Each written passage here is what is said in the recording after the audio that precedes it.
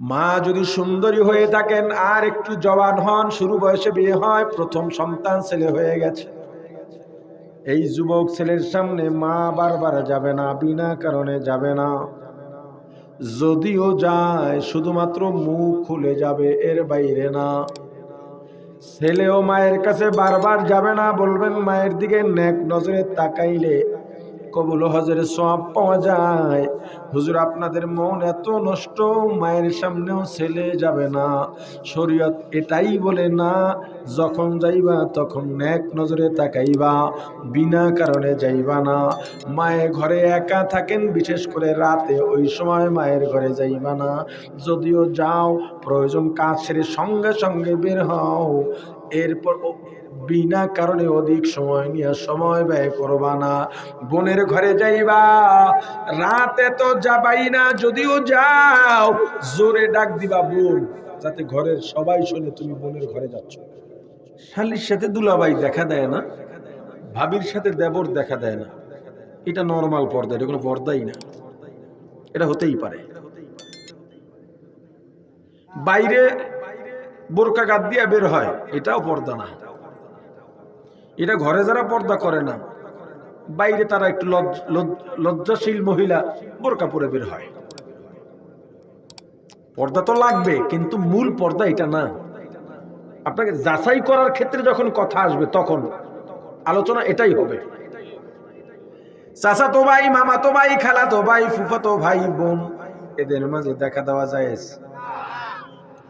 যদিও ভাবি আর দেবর দেখা শোনা নাই, শালি দুলাভাই দেখা শোনা নাই, কিন্তু এদের সাথে দেখা চলে। মামাতো ভাই, চাচাতো ভাই, খালাতো ভাই, মনে করেন এখানেও পর্দা আছে, এটাও মূল পর্দা না। কোন কি এরপর আবার কি পর্দা আছে? এই তো সব খালাস। এবার বলেন, চাচির সাথে দেখা দেন না কতজন, মামির সঙ্গে দেখা দেন না কতজন? কথা কয় না।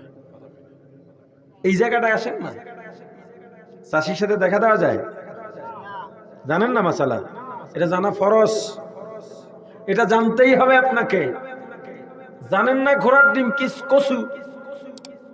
আবার হুজুর করে কন, হুজুর আপনাকে মধ্যে যে ফেস, আপনাকে আগে জান্নাতে যান। জান্নাত মামু বাড়ি তো। হুজুর নামাজ ছাড়লেন না, মিথ্যা বললেন না, তাহাজ্জুদ পড়লেন, ইশরাক পড়লেন, হারাম খাইলেন না, তুমি তার আগে জান্নাতে যাবে, এটা কোনো কথা? ওই দুনিয়াতে পাওয়া যায়। মামুর জোরে, টাকার জোরে শিক্ষিত চাকরি পায় না, অশিক্ষিত বদমাইশ টাকা দিয়ে চাকরি পায়। দুনিয়ায় সম্ভব, পরকালে সম্ভব? দুনিয়ায় যেই ইনসাফ হয় নাই, পরকালে সেই ইনসাফ প্রতিষ্ঠা হবে। আপনি বাড়িতে গিয়ে আপনার চাচিকে বলবেন, চাচি, মিসবাহ হুজুর বলে গেছেন তোমার সঙ্গে আর দেখা করা যাবে না। আপনার চাচি বলবে, হুজুরদের মনে এত দোষ, জানতাম না, এই হুজুরের ওয়াজ আর শুনবি না কেন? তোরে আমি লালন পালন করছি, তোর মায়ের থেকে তুই আমার কোলে বেশি প্রসাব করছস, তোরে আমি ছেলের মতো দেখি, তুই কি আমার দিকে খারাপ নজরে তাকাস? আমি কি তোর দিকে খারাপ নজরে তাকাই? গুনাহ হবে কেন? টেকনিক কত কঠিন টেকনিক। তখন তুমি বলো, চাচি, হুজুর এটাও বলে দিয়েছে তোমার দিকে আমি বদ নজরে তাকাই না, এজন্য বেপরদার কবিরা গুনাহ ৭,০০০ বছর জাহান্নাম।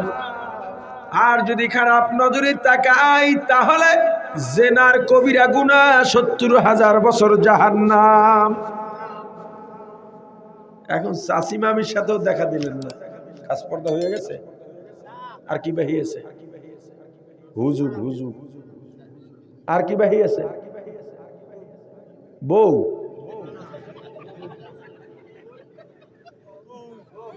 বহুত কি কন কয় অনেক, একটা কন আর কে বাকি আছে?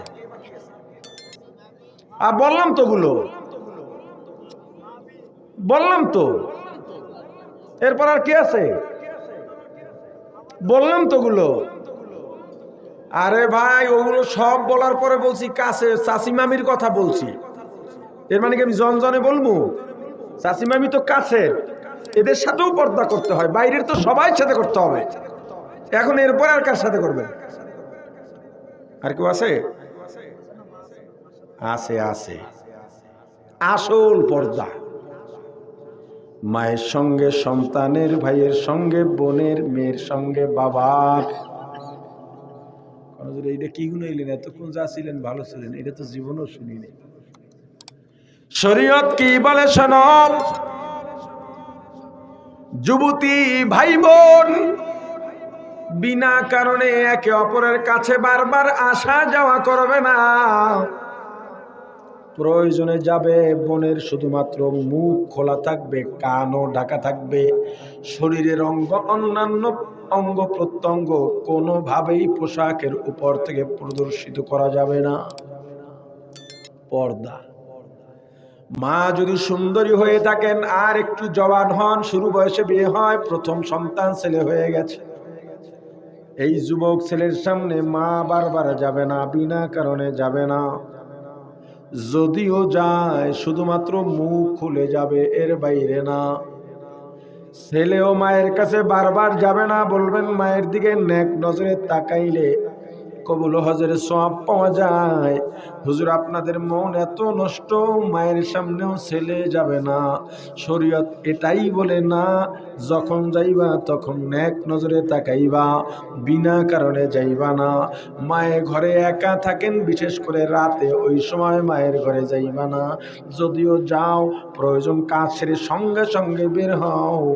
এরপর বিনা কারণে অধিক সময় নিয়ে সময় ব্যয় করবা না। বোনের ঘরে যাইবা, রাতে তো যাবাই না, যদিও যাও জোরে ডাক দিবা বোন, যাতে ঘরের সবাই শুনে তুমি বোনের ঘরে যাচ্ছ। যুবতী মেয়ে বাবার সামনে বারবার বিনা কারণে যাবে না, যদিও যায় থিওরি ওই একটাই। এখন বলবেন এত সমস্যা কেন?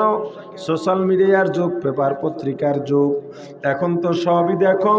ইসলাম যেটা আগেই ভেবে রেখেছিল তুমি মানো নাই, এখন পেপার পত্রিকা আর ওই সোশ্যাল মিডিয়া খুললেই দেখা যায় ভাই বোন একসাথে পালিয়ে গেছে। দেখেন না? না দেখেন না? মেয়েরা বাবার কাছে নিরাপদ নয়, দেখেন না? কত মেয়ে সংবাদ সম্মেলন করতেছে, দেখেন না? আরে কথা বলে না, মানিস না তুই ইসলাম, তুই ইসলাম না মানলে ইসলামের কিচ্ছু হবে না।